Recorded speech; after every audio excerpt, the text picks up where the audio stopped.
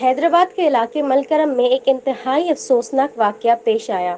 शहर के इलाके अंबरपेट के मदरसे के तलबा उस्ताद के साथ मलकरम गए हुए थे। तैरकी के दौरान 5 बच्चे डूब रहे थे कि इन्हें बचाने उस्ताद ने कोशिश की। तहमा बच्चों ने इन्हें पकड़ लिया, जिसकी वजह से 5 बच्चे और उस्ताद पानी में डूब गए। बच्चों की शनाख्त इस्माइल जाफर, सुहेल अयान और रयान के नाम से की गई। बच्चों की उम्र 12 से 14 साल के दरमियान बताई गई।